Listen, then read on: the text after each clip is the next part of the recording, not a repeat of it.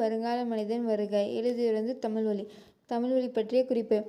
பாரதியார், பாரதிதாசன் ஆகியோரின் கவிதைகளில் மிகுந்த ஈடுபாடு கொண்டு சமத்துவ கவிதைகளை படைத்து புகழ்பெற்றவர் கவிஞர் தமிழ்வழி.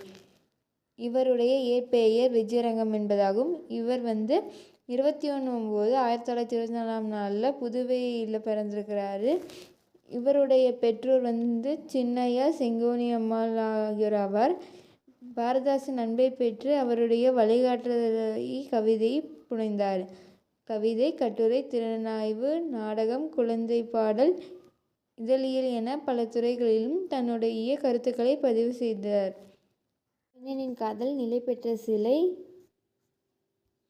வீராயி, மேதின ரோசா, மாதவி காவியம், விதியோ வீணையோ, திருக்குறளும் கடவுளும் ஆகியவை இவர் எழுதிய நூல்களுள் குறிப்பிடத்தக்கனவாகும். வருங்கால மனிதன் வருக.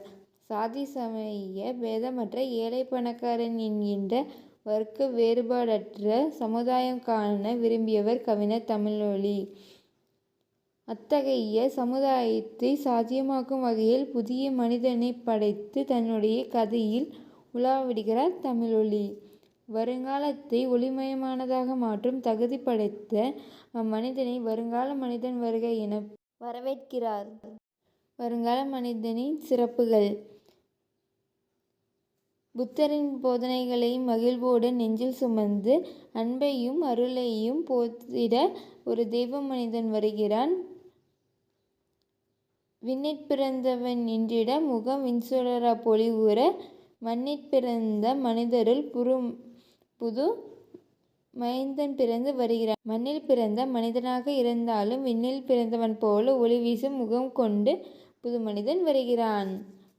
மகா அசோகர், தெய்வப்புலவர் திருவள்ளுவர், மகாத்மா காந்தி ஆகியோரின் போதனைகளை ஏற்று நடந்திட பரிசுத்தமான மனிதன் வருகிறான்.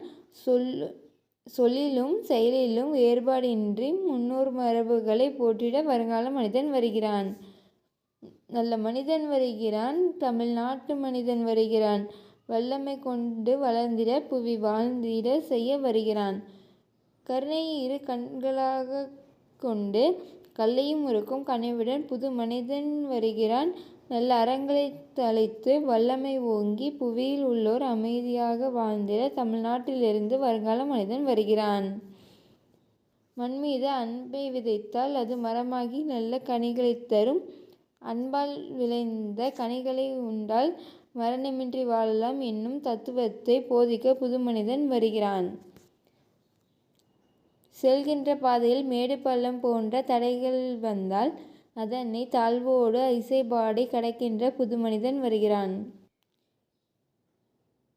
வஞ்சகர்களும் தீயவர்களும் வழியில் குறுக்கிட்டால் அவர்களை எட்டி உதைத்து புறம் தள்ள வருங்கால மனிதன் வருகிறான். நட்களை கற்றுத் தெளிபவன் தமிழ்நாட்டை உயர்த்தும் மனிதனாம். பொற்சுடராக பொலிவுற இந்த புண்ணிய மனிதன் கலைகளும் கல்வியும் கற்றுத் தெளிந்து தமிழ்நாட்டை உயர்த்தும் மனிதன் வருகிறான். பொன்னின் சுடர் போல ஒளி வீசிட புண்ணியங்கள் செய்து மக்களை காக்க வருங்கால மனிதன் வருகிறான் என்று கவிஞர் தமிழ்வழி கூறுகிறார்.